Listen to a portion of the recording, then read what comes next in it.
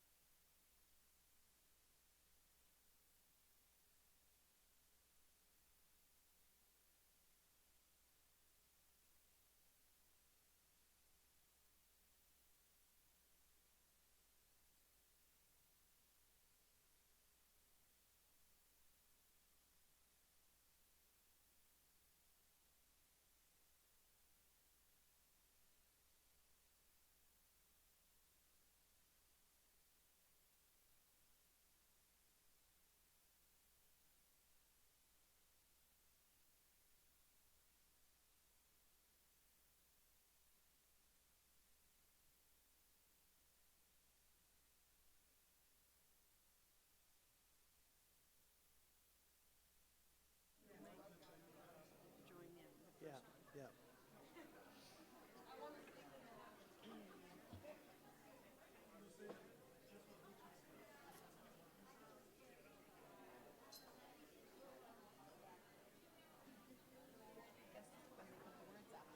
Yeah. Well, they'll put words up, I think, when we announce our intentions.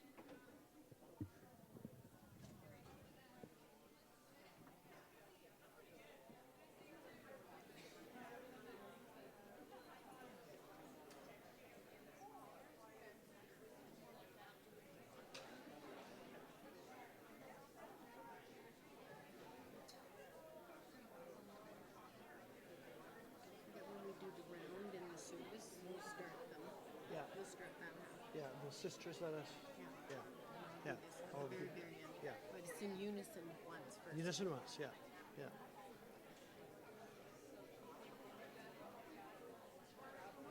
Hello, everyone.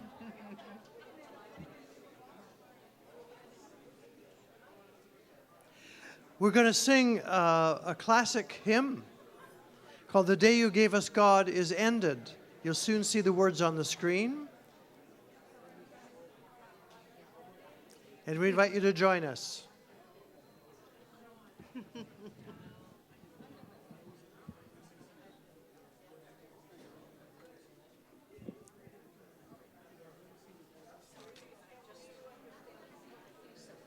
I'll start playing.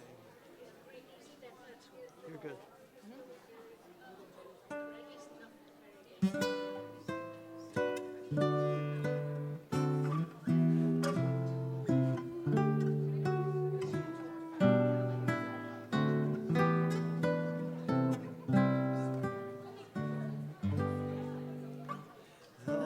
day you gave us, God is ended.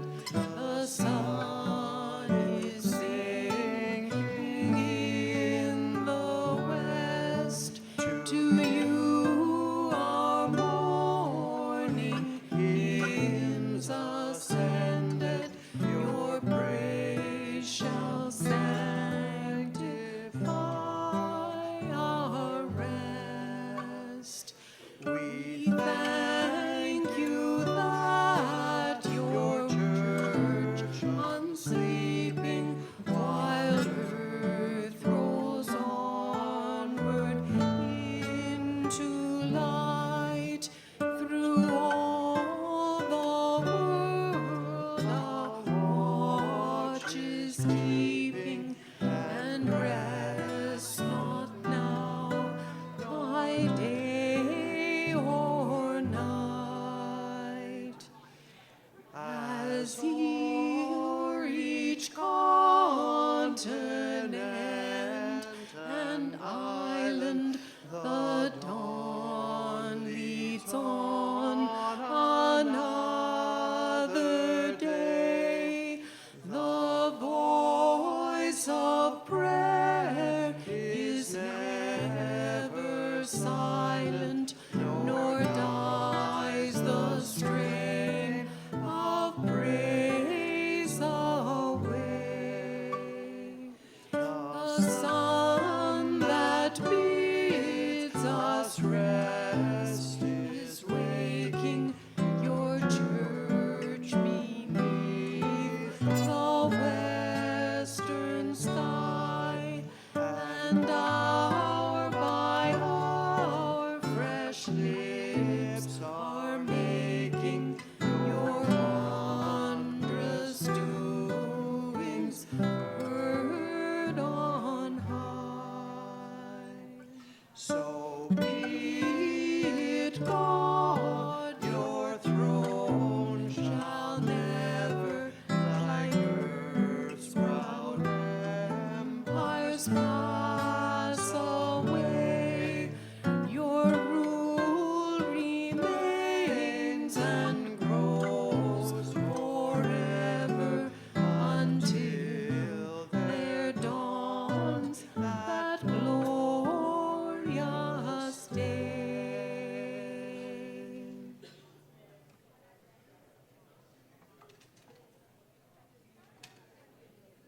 Stand for this one.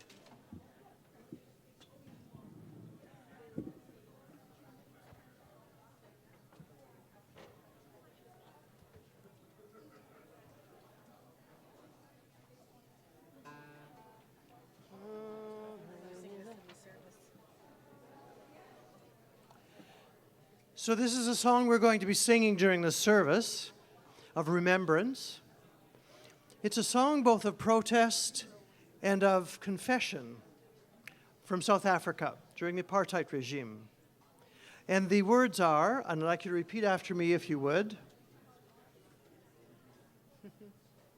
Sinzenina. Senzenina. So repeat after me. Sinzenina, Senzenina. which means what have we done? Goes like this. Da-da. Senzenina, Senzenina, Senzenina, Senzenina, Senzenina, Senzenina, Senzenina, Senzenina. Here's the low voice part. Senzenina, Senzenina, Senzenina, Senzenina, Senzenina,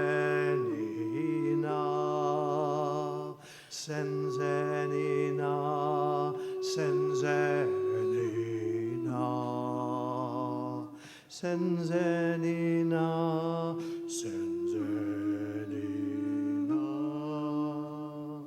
Senzenina, Senzenina, Senzenina, senzenina, senzenina, senzenina, senzenina, senzenina.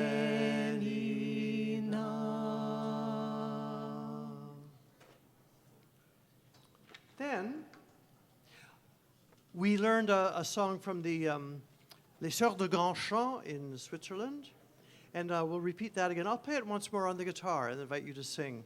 It should be coming up on the screen. Lumière de Dieu.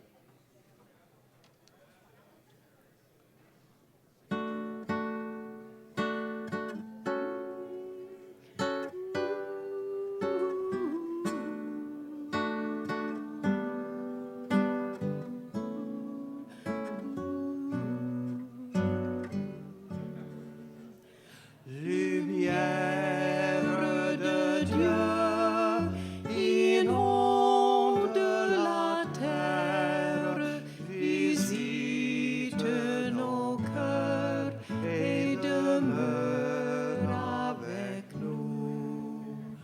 Lumière de Dieu, inonde la terre, visite nos cœurs et demeure avec nous.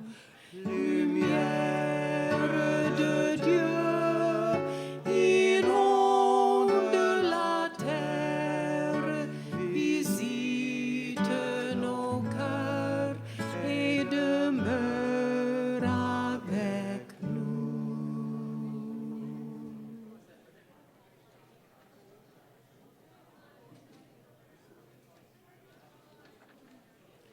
Then there's a song we're going to be singing tomorrow for the commissioning service.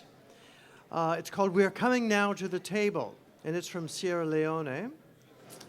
And it's a communion song, and it goes like this.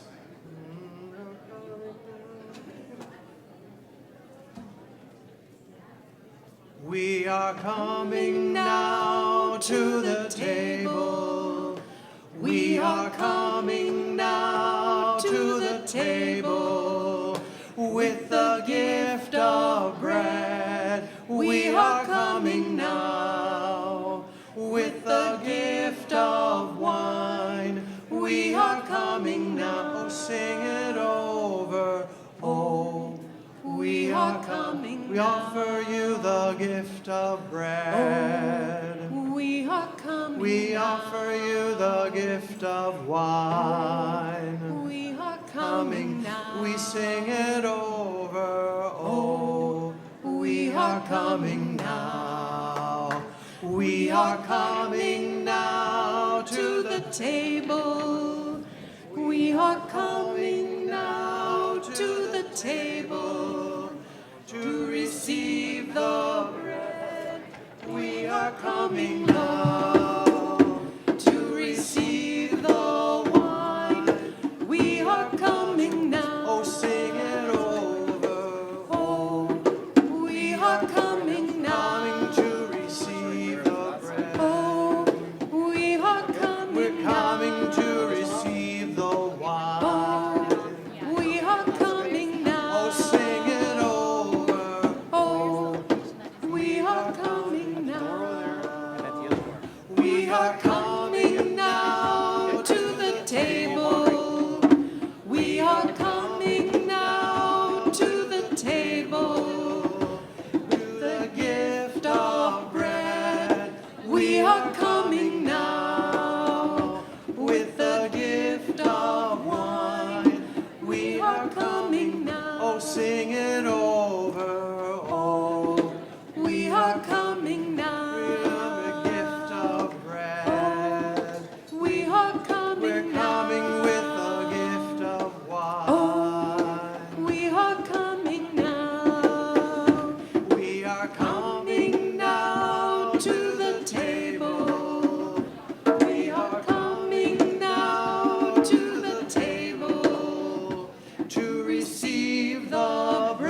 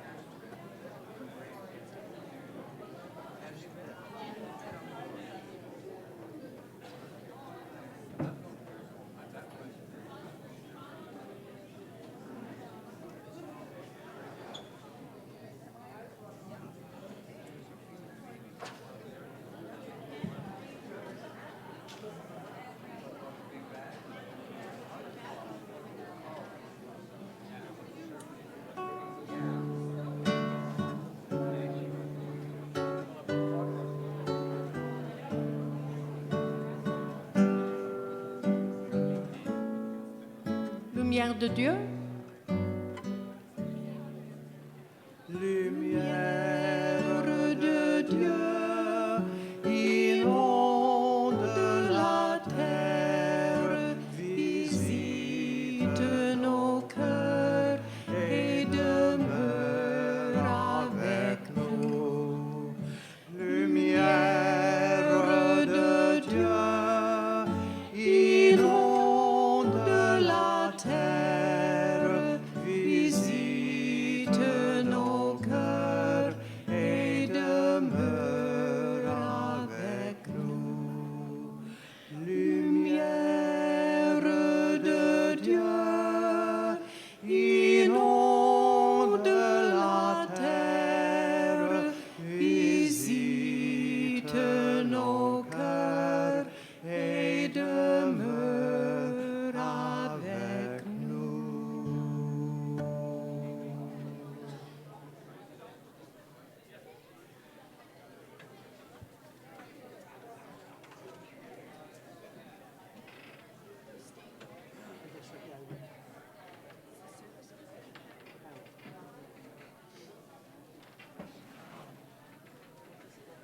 Okay.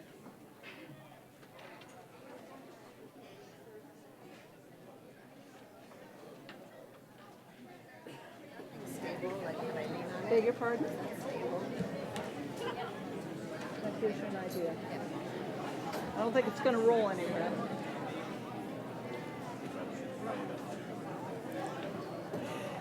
If I can have your attention. Thank you again for the music. Leads us into our evening. And we come now to the third of our three sessions today on affirming ministry. This particular session is going to focus on inclusivity in the broadest sense. And we have been having a presentation and then discussion. We're going to add in a piece that came to my attention, was shared with me. And we're going to see a short video. Whitehorse United Church put this video together. And when I shared it with Jody, she said, "I want to go to that church." And I thought that it would be a really appropriate one to start this evening session. So I'll ask those who are handling our AV here to now present the video.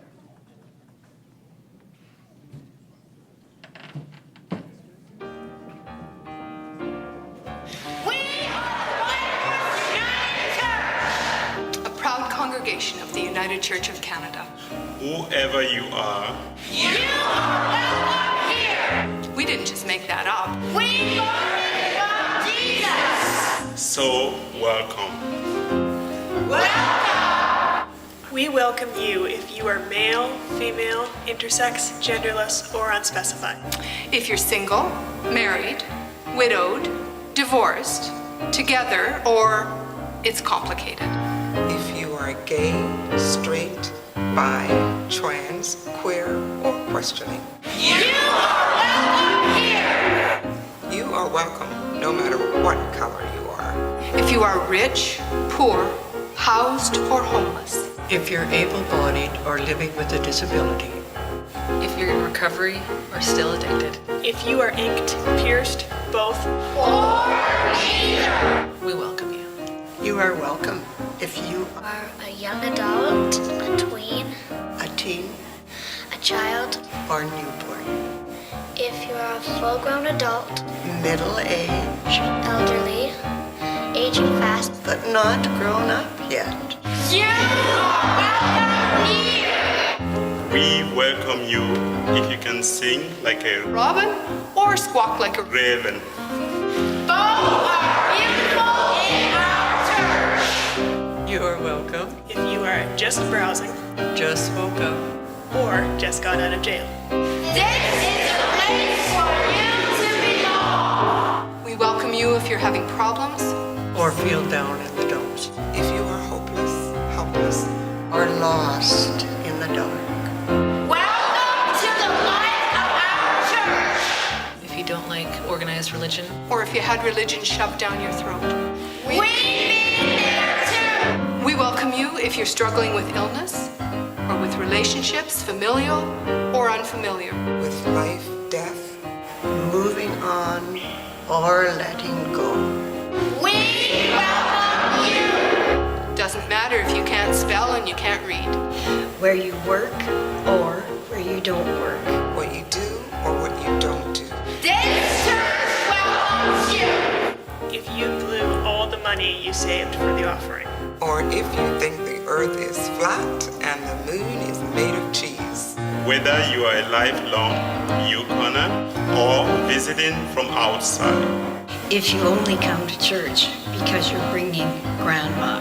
Or if you got lost in traffic and wound up here by mistake. Anyway you like it, we're glad you're here. We offer a special welcome. To those who could use a prayer right now, Tell us or not. we welcome you on your way. We welcome seekers and doubters and Most of all, you. Because if you didn't hear us mention you yet, this is us mentioning you now. You are welcome. You are welcome. You are welcome, welcome, welcome.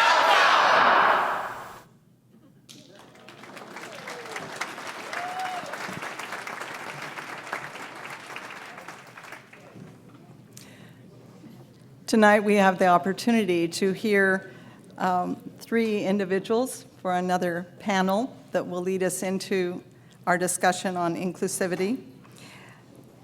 First, to my left here is Sharon Aylesworth. Sharon is on the Toronto Conference Executive, and she worships at Kingston Road United Church.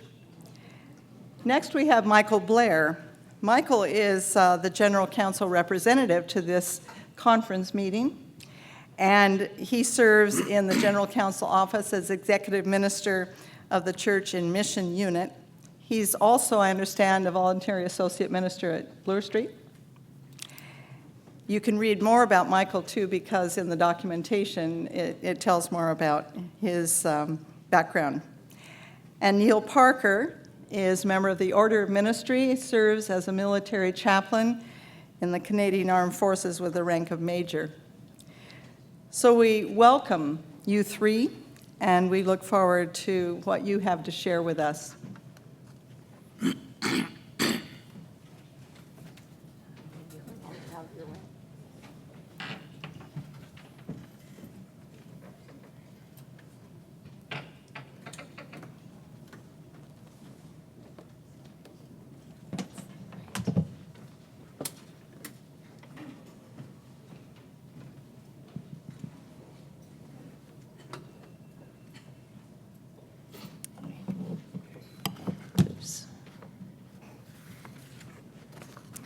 I like to stand in the pulpit or a place of leadership because in many of our churches, that's not possible for me.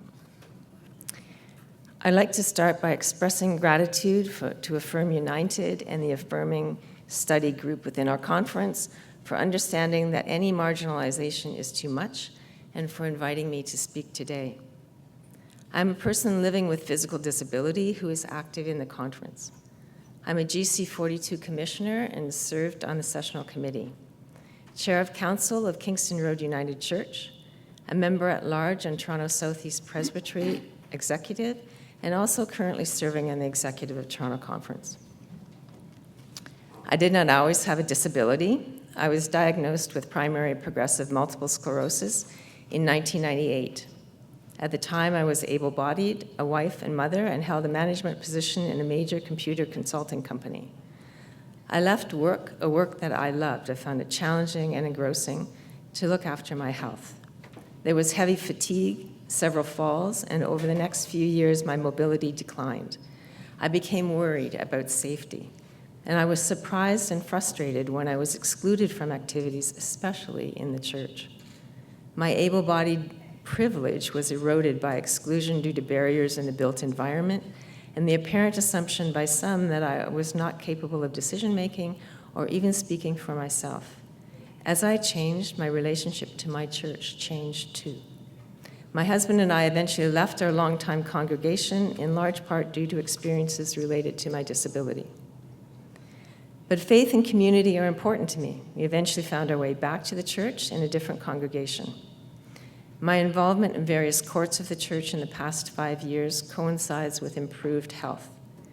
I am a person of faith, and I ponder if my improving health allows my church work, or if my church work, with all its frustrations, is contributing to my improving health. In any case, the experience of the various parts of the church has been a blessing, but not without difficulties, some of which have pushed me to my limits, questioning again what I am doing here. We as a church have work to do. I am supportive of our conference becoming an affirming conference and offer the following 3 requests for us as a community. I ask that we create an online inventory of the physical accessibility of United Church buildings within the conference, that we pursue and promote a culture of inclusion, and that we review conference processes and procedures with the intention of increasing accessibility. Why is creating an online inventory of physical accessibility of all our buildings at the top of my list? It is personal. It's also about enabling persons with physical disabilities to find a church they can attend, and even more, find a church where they will be welcome not only to worship, but to bring their children, to easily join the group for coffee, and if we are lucky, share their gifts and talents through volunteering. As a member of the conference, I want to be confident that conference events and meetings will be held in accessible locations. While it's important to state this, I am aware that this is largely already happening. I've come to rely on the fact that people are caring for me. I don't worry or call ahead for conference events. I know I'll be able to get access, participate, and have something to eat. For this, I am very grateful. But I'm a member of the executive of both Presbytery and Conference. I should be expected to attend covenanting services or celebrations in other locations. My first question always has to be, can I get in? Followed by, will there be a washroom? And can I join the group for worship in meetings or over coffee? At present, there is no easy way to access the information, short of calling the specific church to check. This came into focus to me when I was in Corner Brook for GC42. The sessional committee met 3 days in advance of conference, and we were hosted by the churches of Corner Brook. Two of the three churches in Corner Brook were not accessible to me. So I was welcome to work with them, but unable to eat with them. This inventory that I'm talking about is important. Please know that such an inventory is not meant to be judgmental. It's not a blaming game. I understand that physical accessibility often costs money, time, and most inconveniently, ongoing maintenance. But inclusion can give us some unexpected benefits, like my volunteering, or the volunteering of a friend named Tracy, a lay person who uses a power wheelchair. In the last couple of years, she has directed productions of Jesus Christ Superstar and Godspell, raising funds and building community at her local Toronto congregation. She's very talented, and we are lucky to have her. My second request is that we do what we can to create a culture of inclusion within the conference. Persons with disabilities are a varied group. An incomplete list would include many with hearing or visual impairments, various mobility challenges, mental illness, and/or chronic illness. But I'm no expert on the ways of including all persons with disabilities. It will be wise, I think, to work with other groups, perhaps other affirming conferences, general council staff, our church partners, or a group I've just been invited to join. I have an opportunity to join the advisory group for a program called Our Doors Are Open, which is led by OCAD University and funded by the Government of Ontario. The project's full name is Our Doors Are Open, an interfaith welcome to people with disabilities. For many, participation in faith-based activities is important for a full life, and the questions we are addressing about inclusion are shared by many faiths. The Our Doors Are Open project will build resources to support creation of a culture of inclusion, welcoming persons of all ages and disabilities in communities of faith. In both urban centers, and rural communities, places of worship act as an important community meeting place for outreach, cultural, social, and faith-based activities. We are sometimes social community hubs. When we aren't inclusive or accessible, persons with disabilities are missing more than our Sunday worship. In its initial stages, the Our Doors Are Open project hopes to work with up to 300 places of worship of different faiths across Ontario. It would be my hope that Toronto Conference can be well represented in this project group. The third item on my list for Toronto Conference is a review of processes and procedures. It's important, the details of the management of our real estate and booking meetings. Many of our buildings are not completely accessible. For instance, my own church has a second floor I've never seen. Simply moving a meeting from one space to another, like the second floor of Kingston Road or an inaccessible basement, can exclude people with mobility problems. I follow a restricted diet. Many times, my congregation has lunch after church, and for years I have known that that did not include me. When we rent space in our buildings, do the renters have access to the elevator keys if the elevator is needed for access to the space that they're renting? If not, they may find themselves turning people away on cold, wet evenings, as I have been. If a meeting ends early, will your staff expect to wait until the wheel-trans or other ride arrives for the person with disabilities? Or will they ask that person, as I have been asked, to wait outside on a cold winter night in hopes that the staff and minister can lock up and go home? I could go on, and my husband tells I could go on and on, but I think you get the idea. Inclusion goes to the very depth of how we operate. One last comment, we need also to review our grants and financial processes with accessibility in mind. Currently, accessibility improvements are excluded from qualifying for PTCC grants. Yes, in this very rich conference, what I and others like me might need to get into our buildings to fully participate, to reach a pulpit, is specifically not funded. Quite a message. We have money, but not for you. I'm also aware that restrictions on these PTCC grants are presently under review and hope that at least this constraint is removed. As we learn more about the action of inclusion, I suspect more process changes will be recognized. We are only just beginning. So in conclusion, I'm supportive of our conference becoming affirming. Look for an online inventory of church building physical accessibility. We want to actively work towards a culture of inclusion for all persons, including those with disabilities, and a conference which conducts ongoing review of its processes and procedures to ensure we live inclusion.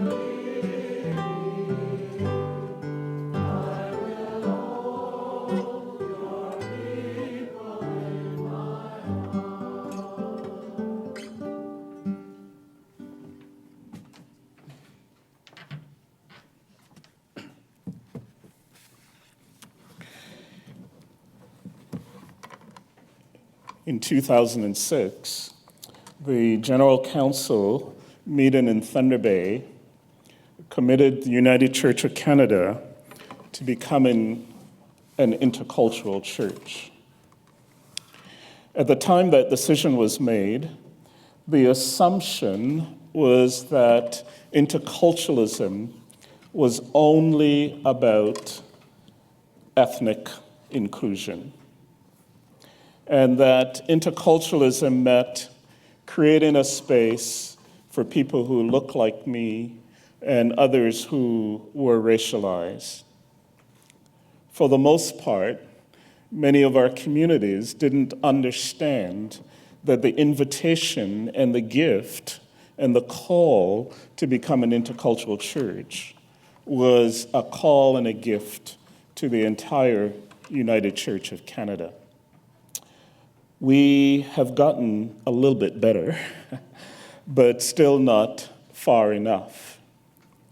And so I want to share from this evening from the perspective of the intercultural lens and some of our learnings that we have gathered over the years. The first thing is that I want to contest the notion of inclusion. When we talk about the intercultural church, we talk about it as a space where power and privilege is attended to, and that we can recognize how power and privilege work. The language of inclusion is a language of power, because the question is who chooses who is included and who is excluded.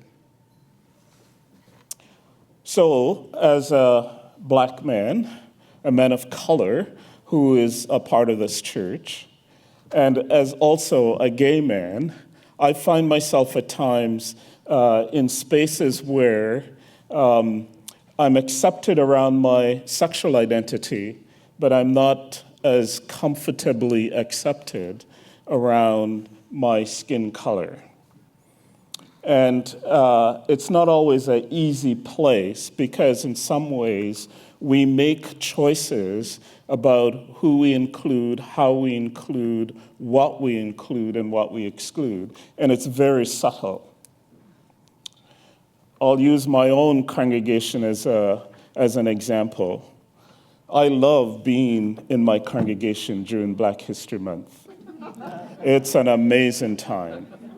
We have one of the most amazing organists in the city.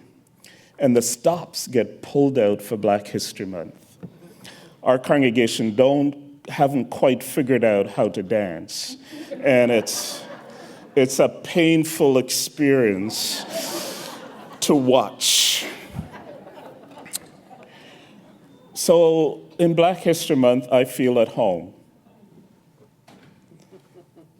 March comes, April comes, May, June, July, August, September, October, November, December, January, and I hear none of my sights. I hear none of my sounds or my sights. And I, in terms of my experience as a Caribbean person, as a person of color, I don't feel or hear or see a sense of belonging. So it's important for us to recognize that the invitation to us is an invitation to welcome folks, not to include folks. And that's a subtle difference in terms of how we welcome inclusion. The second thing for me is difference matters. Someone said recently that heaven is found in the margins because in the margins, difference matter, and in the margin, because difference matter, I matter. We heard this morning about the notion of creating spaces of integrity and spaces where people can fully become themselves.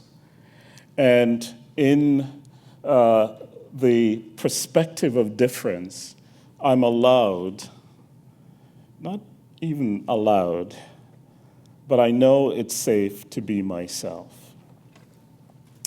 And part of that is also understanding, and recently I was in a context, I was preaching around Black History Month, and I remember pausing and saying to the congregation, I'm not an angry Black man. And someone after the sermon asked me, how do you feel having to pause and to acknowledge that you're not an angry black man?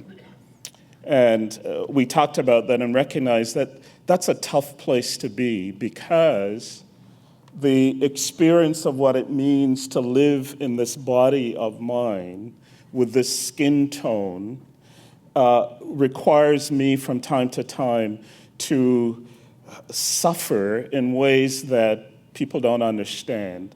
And so I sometimes get pretty angry at what I experience and what others experience. And I remember being in a conversation recently talking about white privilege, and someone said, we shouldn't be talking about white privilege because it makes me feel guilty. And my response was, I don't care about your guilt, because my kids, when they go out on the street at night, are experiencing issues that your guilt can't solve. And to be able to speak out of whether it's my identity as a black man, my identity as a gay man, my identity as someone who was formed in a Pentecostal tradition, and Baptist to boot, to be able to be in a place where I know I'm accepted for who I am. I'm not just tolerated, because in the place of welcome, difference matters. It's interesting to me that the book of Revelation ends with peoples and tribes from every nation under the earth gathering together. And you have that sense in that chapter of Revelation that difference matter. Everybody comes together in the fullness of who they are, celebrating and worshiping God. And that's my longing for us as a community of churches. And as we are about the work of interculturalism, is to help us reframe the notion of inclusion, but also to remind us over and over again that difference matters. You rob me, and we rob each other when we insist that we must all be alike, and we cannot appreciate and celebrate the difference of who we are. The third thing I want to say is this, that the gift of interculturalism and the gift of welcome is an invitation to transformation. I'm convinced, and the older I get, probably the more convinced I become, that we talk the language of transformation, we talk the language of change, but we're not really interested or invested in changing. We're comfortable with the way we are and what we do. And the gift of being an intercultural community is a gift of transformation, because we say that in an intercultural space, everyone is changed. No one remains the way they are. That's scary stuff. Honestly, I don't want to be like you. I don't. But part of us being in relationship with each other is that we are changed. Our boundaries are enlarged. You think of the story of Jesus and the woman, the Syrophoenician woman. And we know in some cases we're told that in that experience, Jesus shifts his understanding of his ministry, because the woman said, "You call me a dog? Very well. I may very well be a dog. But even the dogs get to lick the crumbs from under the table." And we know and we hear in that story, something changes in Jesus and Jesus' ministry. Our ability to be together, to be communities of welcome, not communities of inclusion, but communities of welcome, communities where differences are celebrated and where, in the celebration of our differences, we move to be transformed, to nudge a little bit closer to the kingdom of heaven here on earth. As you deliberate, may the vision of God's kingdom transform us.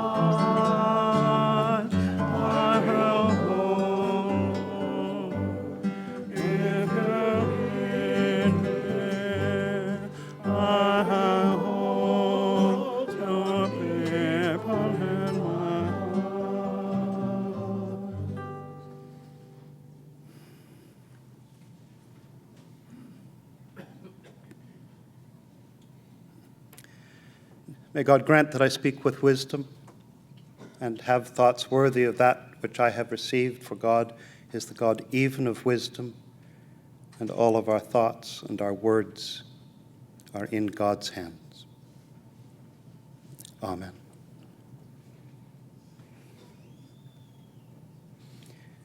Jody, you're watching time. Give me 90 seconds when you want me to stop. Because, Sharon, you claimed that you could keep going on and on, but they put me last. And I can't even see if it's going to get dark, so I've got no time references right now. I am feeling awkward.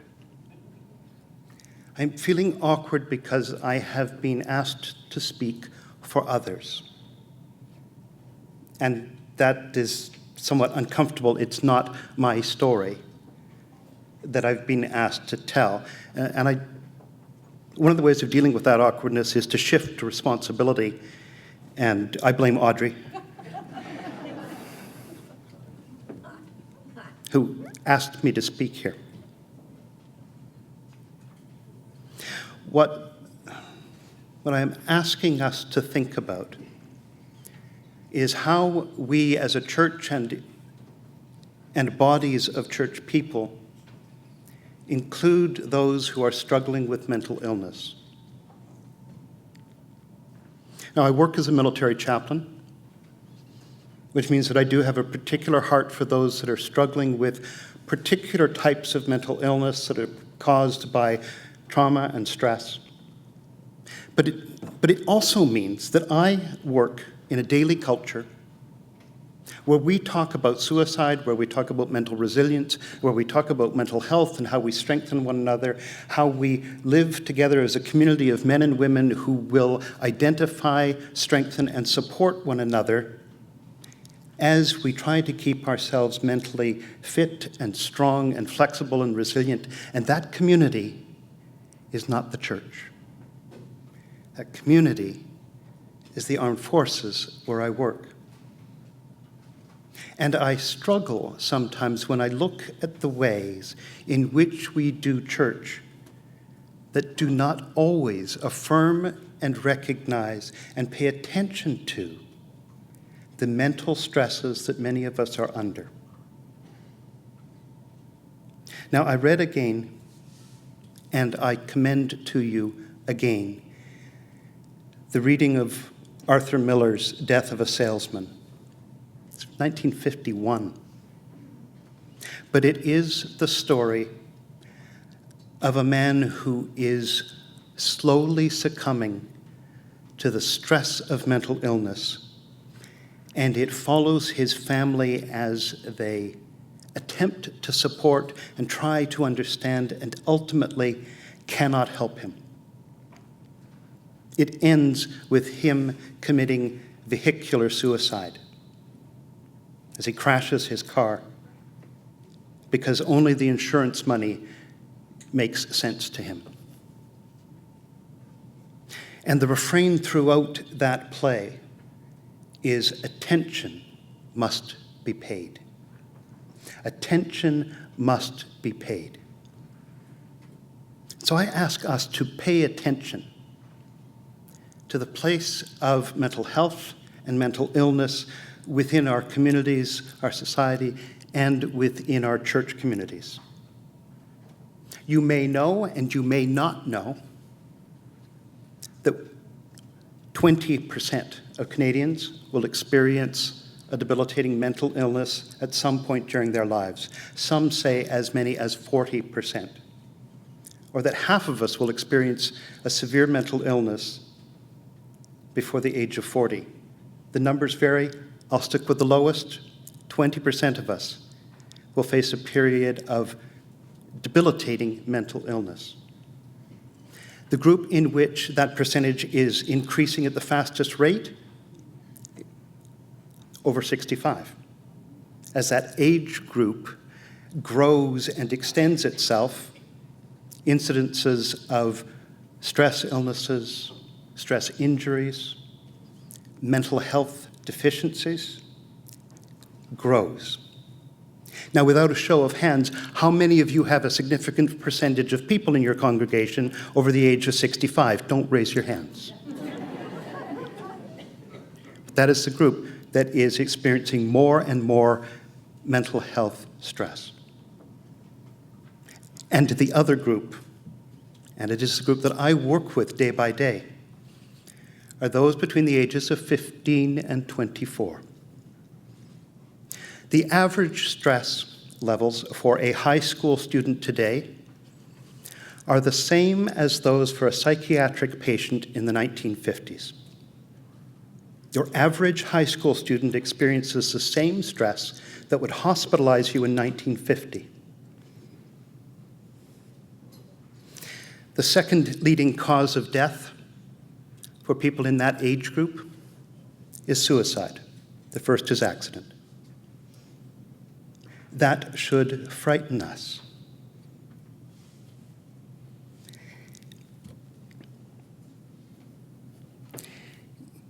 If attention is to be paid to that type of reality, how do we pay attention?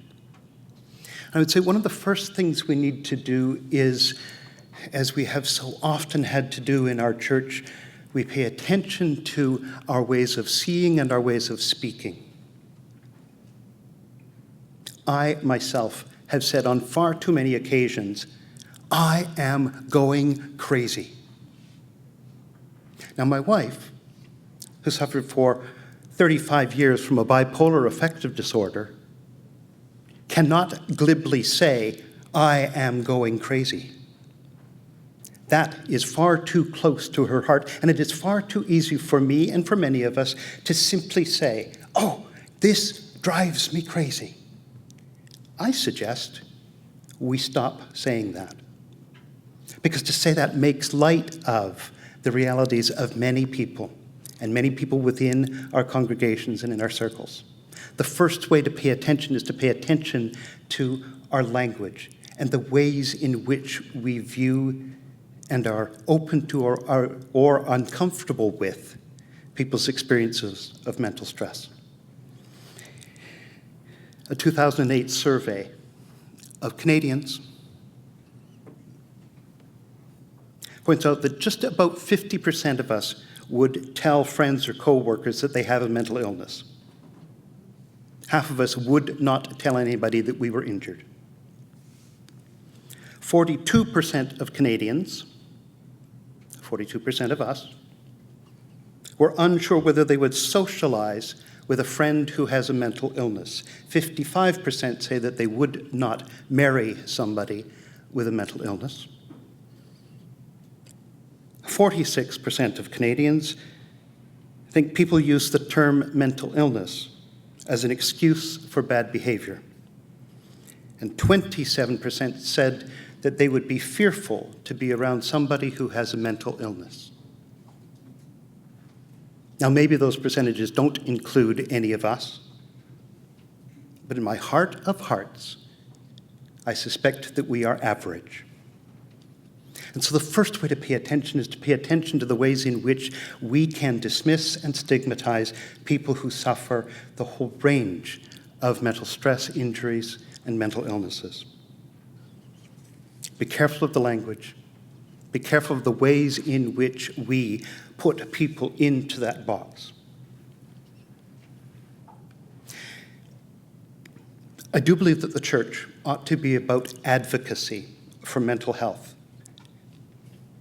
I do believe that we should be taking it seriously, that we should be speaking on behalf of mental health facilities, mental health care, that we should be modeling it within our church. But ahead of advocacy, because we're the United Church, we advocate for everything and for everybody.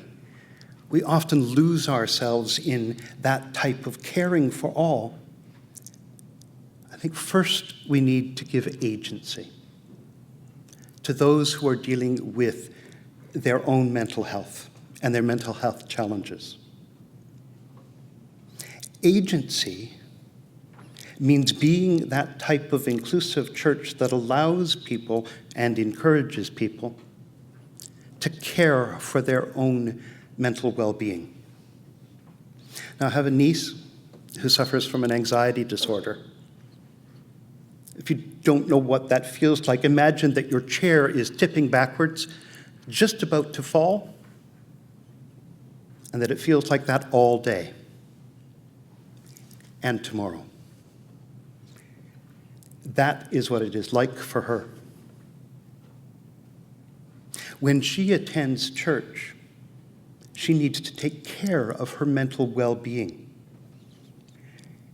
When the people that I work with who are suffering from post-traumatic stress attend our congregations, they are aware of things that trigger them, that make them anxious, that make them uncomfortable and not want to be there, and they often need encouragement to do the things that they can do to help keep themselves well.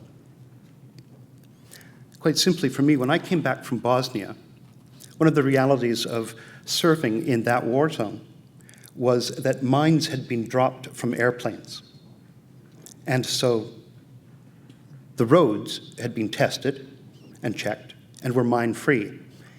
Nothing else was. And a green field, a grassy field, we could assume was covered with mines. So you can imagine what it was like for me after 7 months there to return home to the beautiful park near my house in Burnaby and to watch children running across the grass. I died. And that lasted for 6 months. And even now when I say that, it comes back. And that is not suffering. That is so minor compared to the suffering of many of the people who work beside me and who worship with me. And when we are being triggered by simple things like that, when we need to do things to help take care of ourselves, that is where the church can give agency and encouragement. I have many friends who, when they enter a room, are never going to sit at this table, aside from the fact that it says staff, are not going to sit at this table, because they simply need to keep their backs to a wall and close to an entrance. That's a learned behavior, and that is how they manage their anxiety. And glory be if they come into my church and I in the pulpit say, "Hey, you sitting in the back, why don't you all come to the front?" It's not a gift. Nor is it a gift for some of them who are dealing with obsessive compulsive disorders or anxieties to be told, "Everybody just stand up and greet your neighbor and tell them something about yourself." When people say, "I need to take care of myself," we can give them agency and respect and understanding and not judge them for an inadequate theology or a poor understanding of church, or tell them that nobody is welcome in this church if they don't like children, because they may find it difficult to deal with the chaos of having multi-generations in one place at one time. Crying, even in a little child who has the right to cry, may trigger those around us who need to be taking care of their mental health. I'm all for crying rooms in the church. I would never put a baby there, but there are times, my brothers and sisters, when I would like to go to worship, when the music is going to move me, when the preacher is going to touch my heart, when the prayers are going to go deep, and I would love to be able to go into a crying room. May it be so. All I can ask is that attention be paid. We are all struggling to keep ourselves sane in this crazy world. Sometimes we know what we can do, many times we do not. But we can be open and encouraging of one another and help to create safe and open spaces. And maybe some of the people that we do not see, those who are helpless and hopeless and lost, as we heard in the welcome from Whitehorse United, may find a place with us again. May it be so.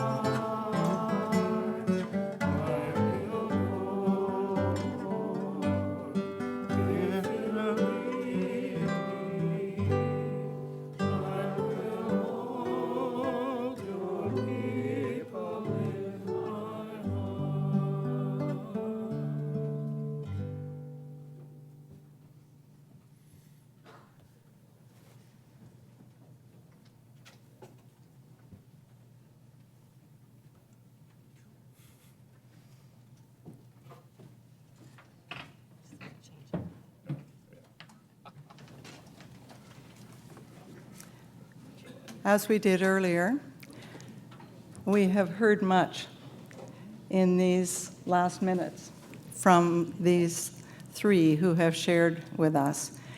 And we're going to take a couple of minutes to absorb that, think about what we've heard, and then we will have a question to move us into our discussion time.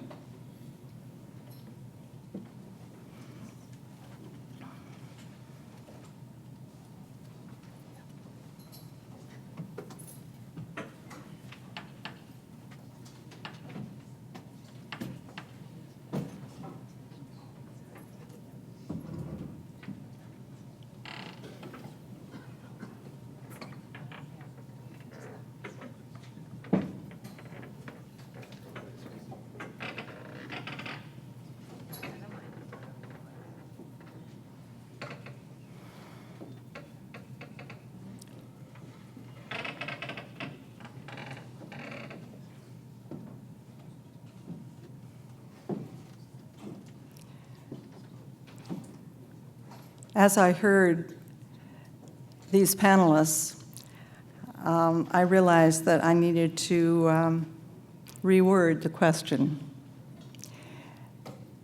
to take into account some of what I had heard. And so here is the question for your discussion. What would a community of welcome look like for you? Have you experienced that anywhere? And if not, what were the barriers?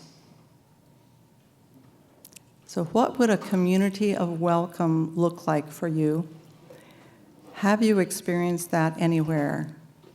And if not, what were the barriers? We will take another couple of minutes of silence for you to think about that, and then again, I'll signal when you can begin the time of discussion.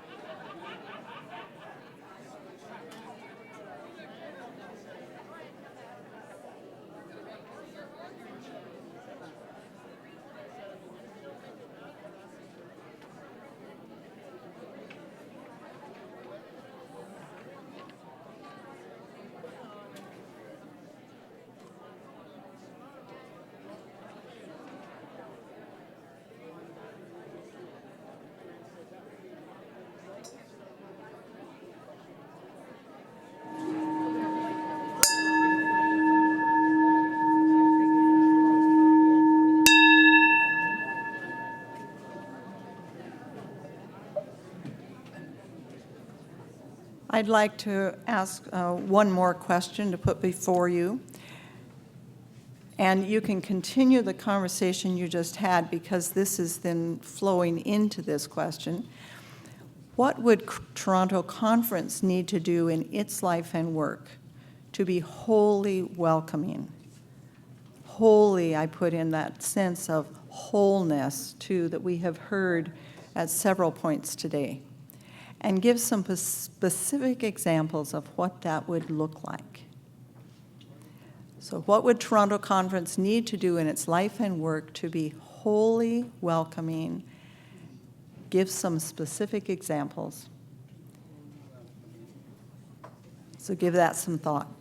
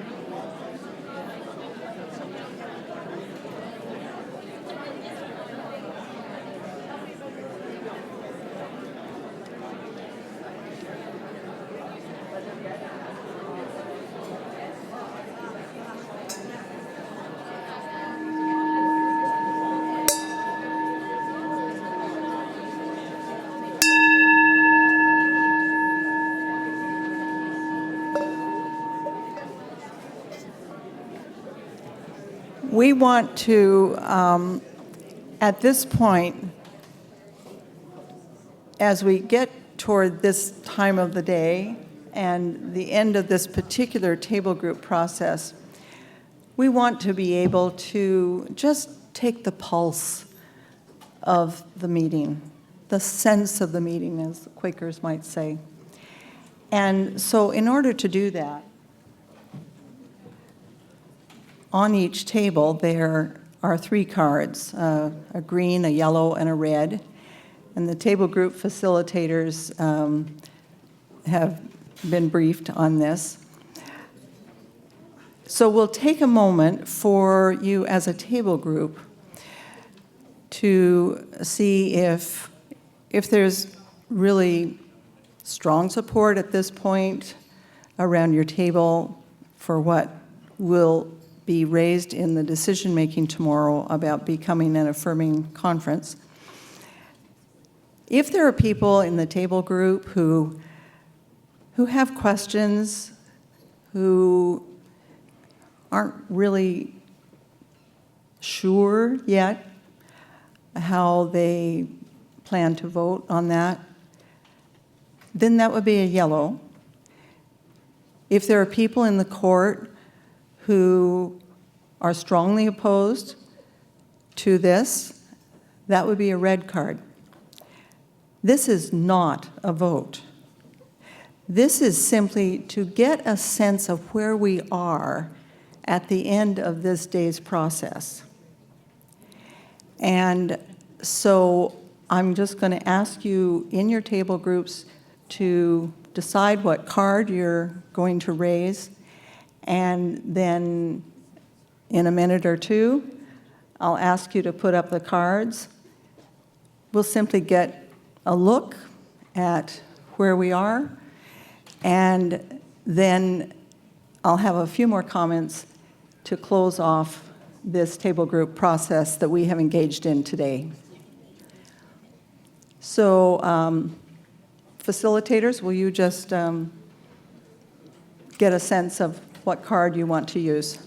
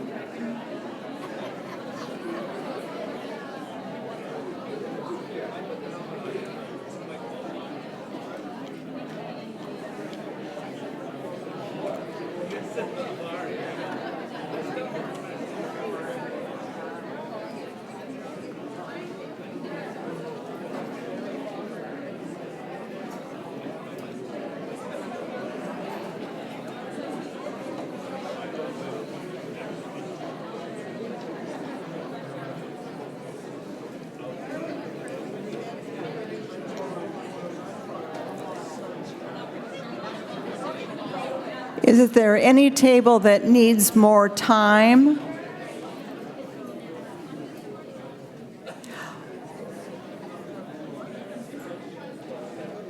Okay, I'm going to ask then the table group facilitators to hold up the card that you think expresses your table.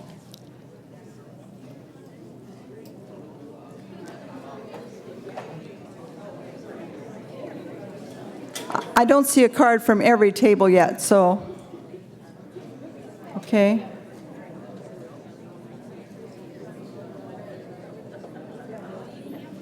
All right, thank you very much. That just gives us a picture of where we have arrived. And I just want to underline once more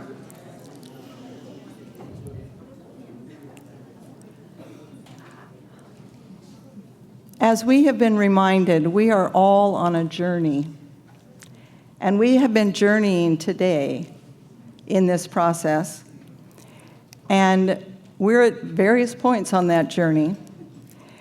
And we will be coming back to this tomorrow in the decision-making time tomorrow afternoon. But as we conclude at this time, I want to say thank you, a big thank you to the table group facilitators.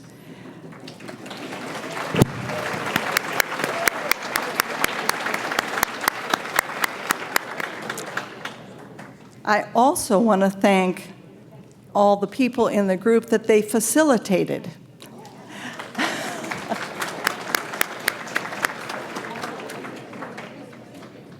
As a facilitator, one time at a previous conference meeting, someone asked what my role was, and I said, I'm the facilitator for the facilitators. And as someone who does that, I want to say thank you for the energy that you have given to this process, and to Emily, who led us off, and to the panelists who did an extraordinary job. Emily and the panelists.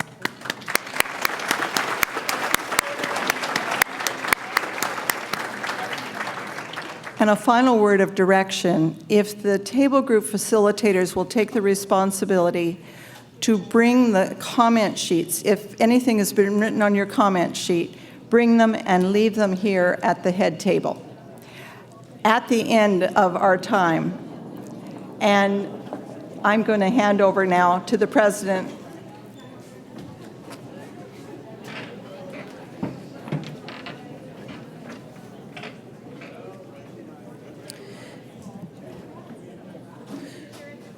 Our youth and young adults are just making their way away from the room to continue with their activities.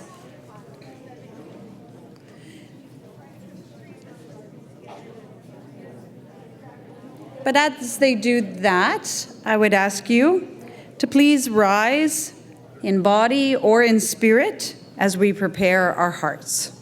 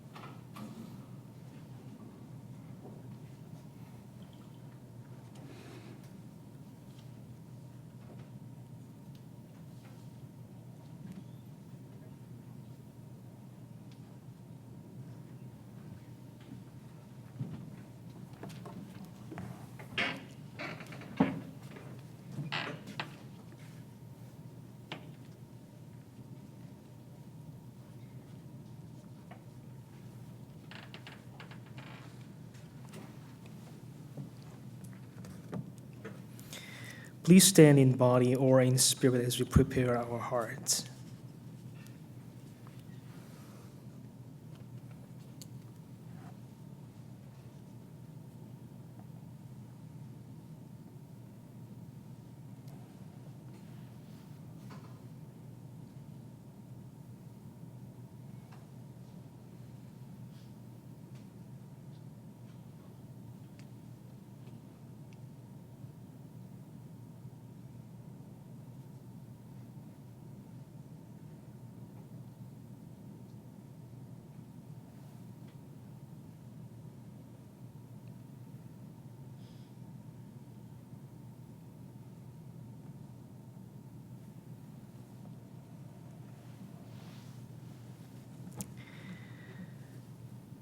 Yahweh, you've searched me and you know me. You know if I'm standing or sitting. I'm an open book to you. Even from a distance, you know what I'm thinking. Even before a word is on my tongue, you know it completely. You hem me in before and behind. Where could I go from your spirit? You are there. Where could I flee from your presence? You are there. If I climb to the sky, you are there already. If I make my bed in death, you are there already. If I could fly away with wings made of dawn, or make my home on the far side of the sea, you are there already, waiting for me. In the darkness and the light, in the day and the night, you are there. In the countless grains of sand on the beach and the spinning of atoms, you are there. In the depths of the oceans and the reaches of the galaxies, you are there. How wonderful, how terrible, to be known completely, loved unconditionally, forgiven absolutely, to never be alone.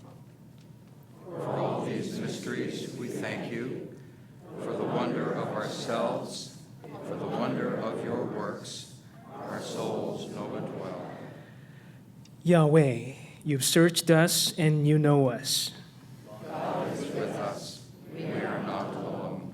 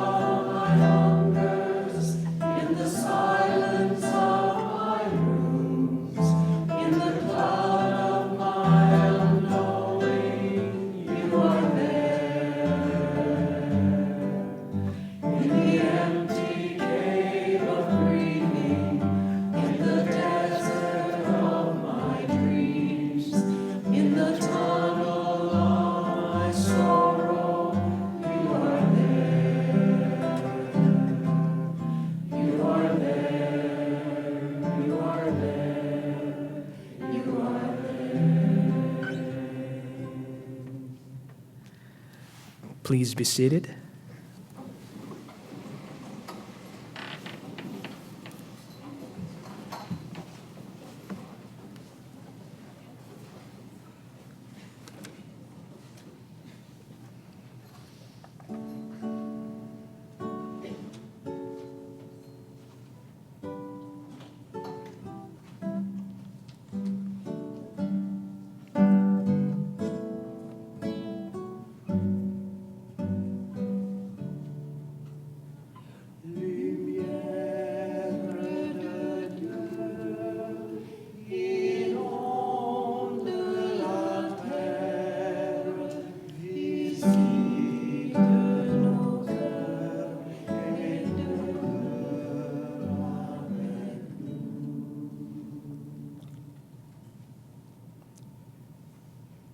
With thankful hearts, we remember congregations from east and west, north and south, who have worked and worshiped together as signs of God's loving presence in our world.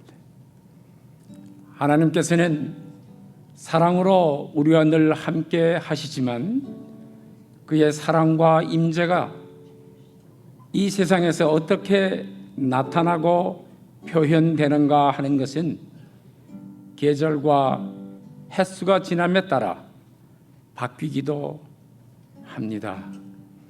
We are gathered here to remember congregations that have closed, disbanded, and amalgamated this past year, to honor their work and worship, to carry their stories. We remember.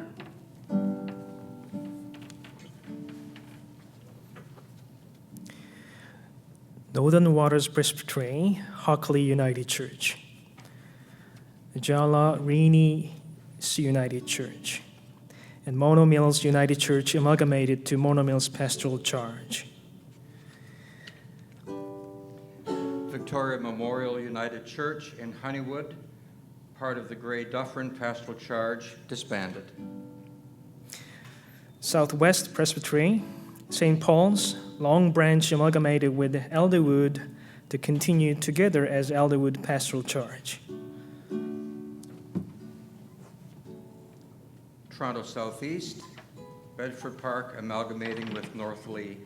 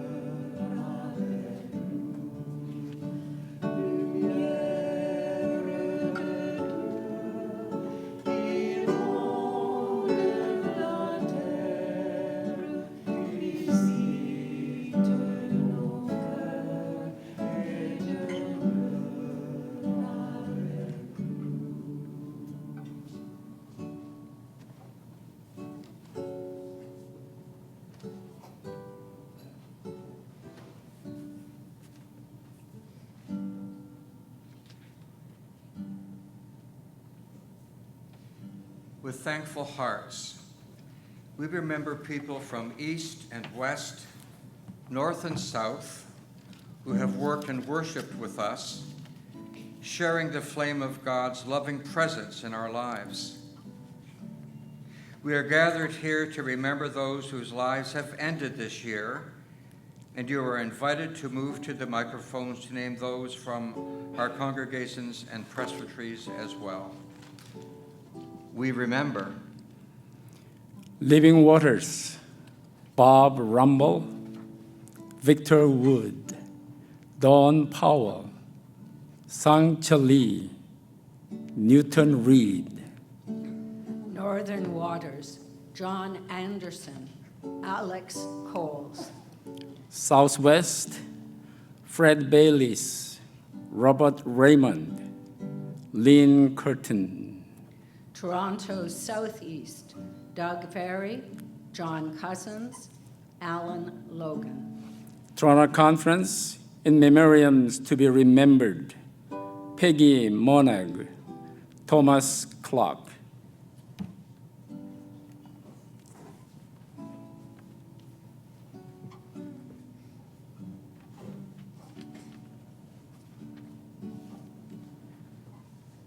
Gwen Galbraith.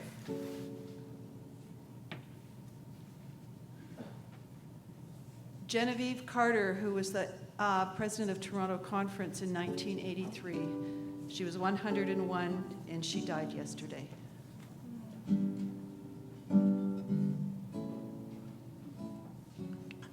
John Baird and Mary Burt from Glen Rose.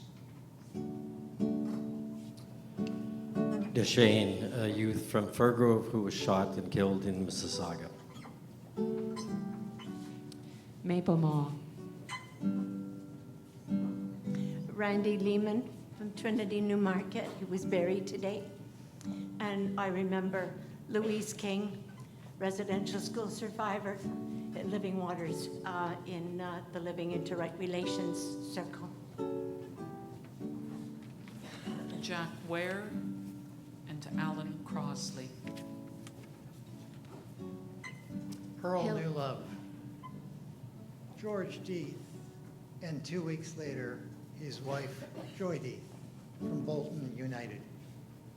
Hilda Allen of Harmony United in Kearney, active in our worship committee and full of music.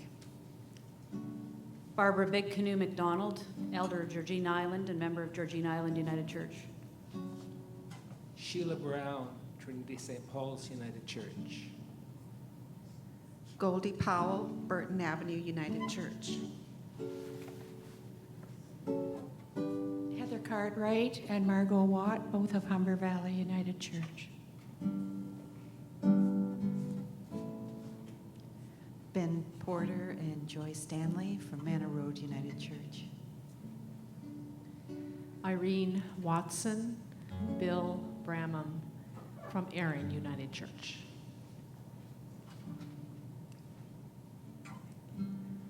Gabriel Klutz and Jack Zimmerman from Thornhill United Church.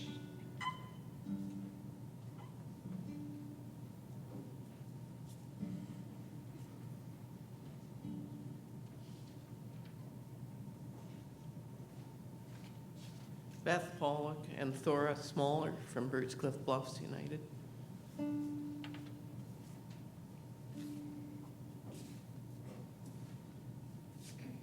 Thelma Colburn, Collier Street United Church, Barry.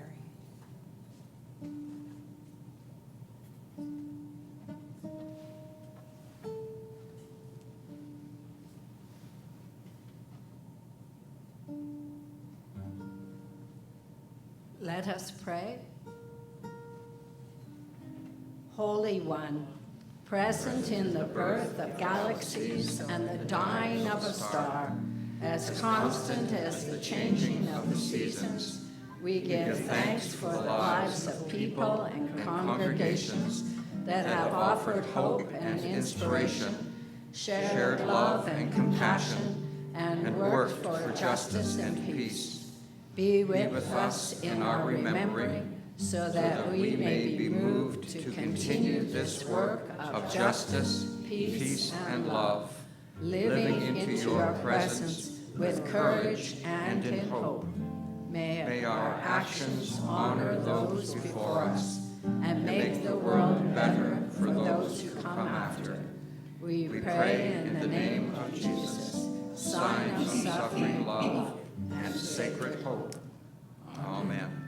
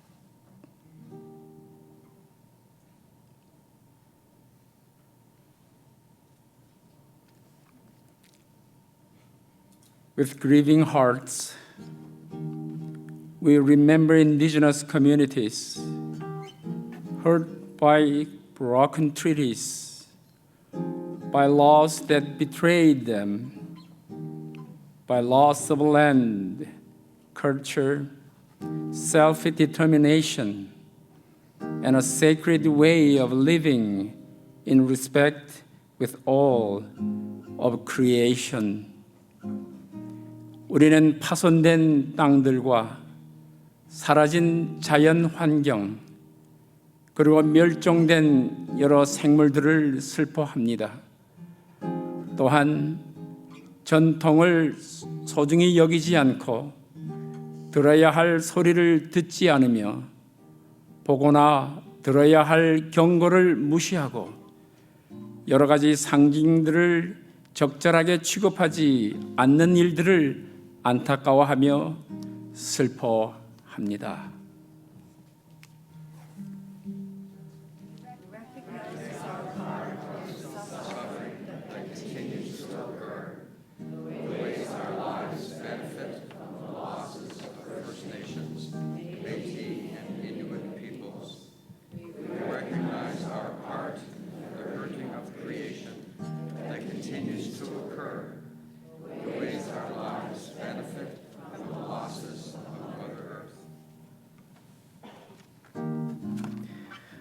What have we done?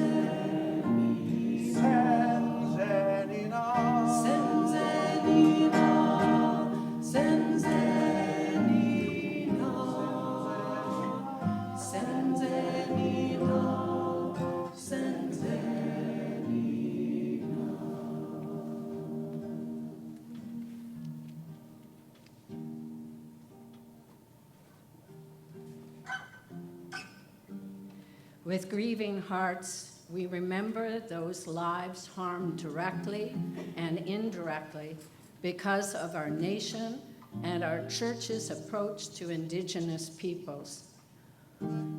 Lloramos por los niños sacados de sus hogares, de sus familias, de sus comunidades y enviados a los internados. Lloramos por los que murieron y por los que nunca regresaron a sus hogares, o por los que han tenido problemas para reintegrarse a sus comunidades. We lament those later taken away for adoption outside the community as a part of the 60s scoop. We remember Aboriginal women and girls who are missing or murdered and pray for justice for those who are lost, and safety for those still on the journey. We recognize our part in the suffering that continues to occur, the ways our lives benefit from ignoring the suffering of others and participating in unjust systems. What have we done? What have we done? Send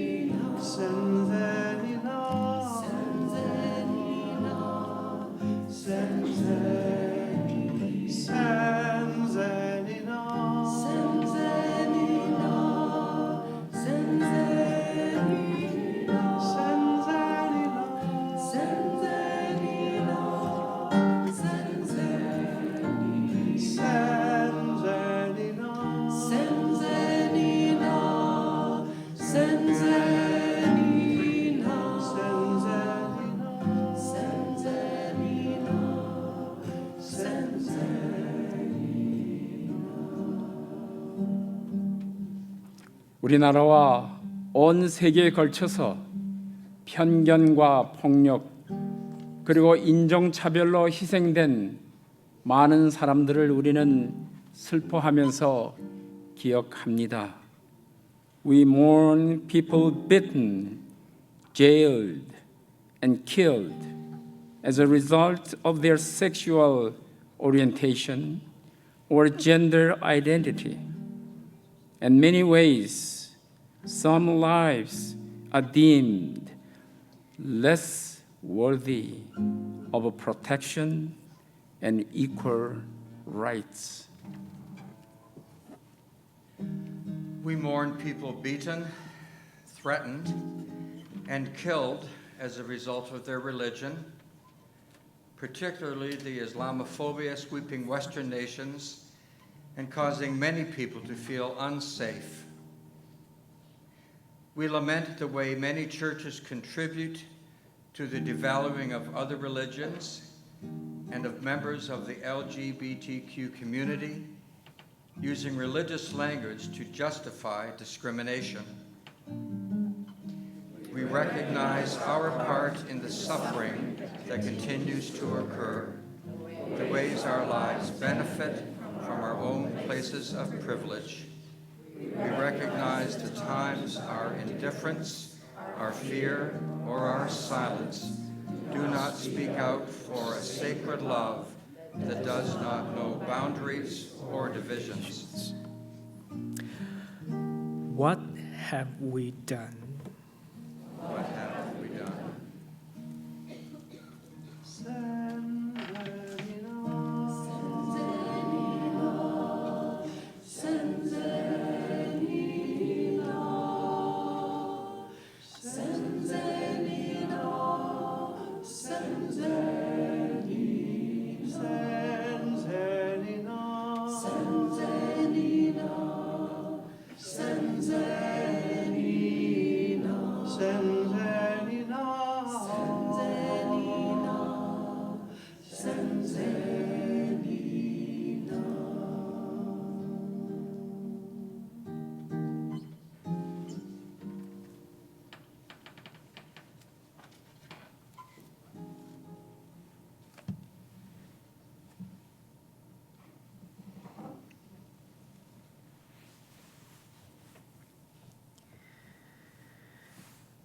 God, let my thoughts be gathered together in you. In you there is a light.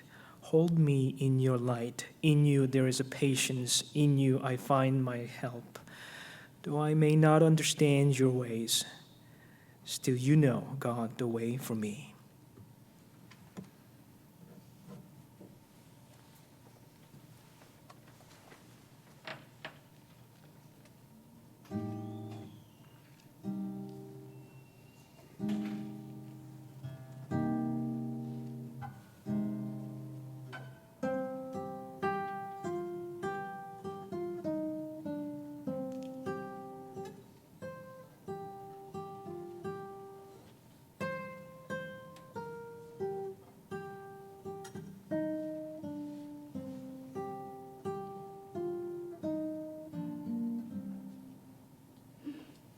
Sisters, let us walk together, sharing sadness, loss, and grief.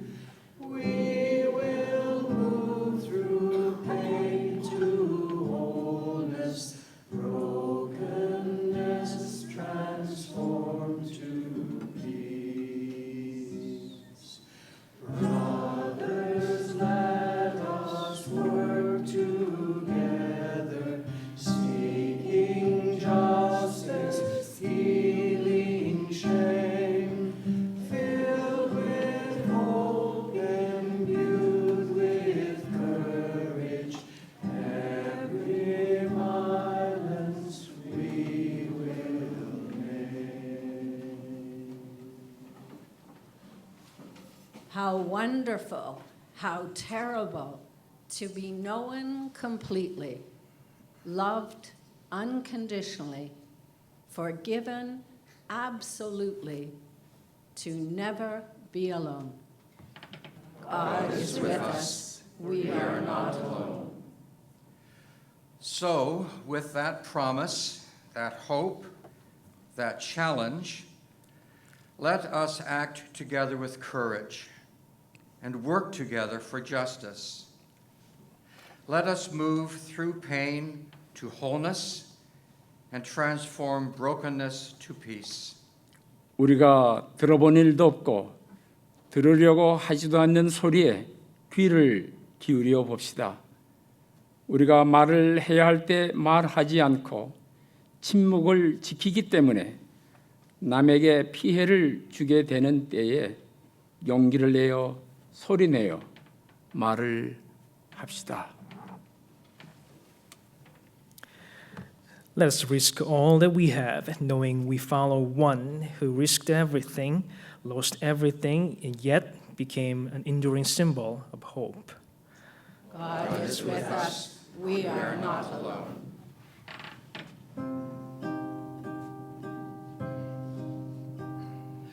People, let us love together, joining spirits, linking hands. We are God's unique creation, clothed with dignity we'll stand. People, let us love together, joining spirit, linking hands. We are God's unique creation, clothed with dignity we'll stand.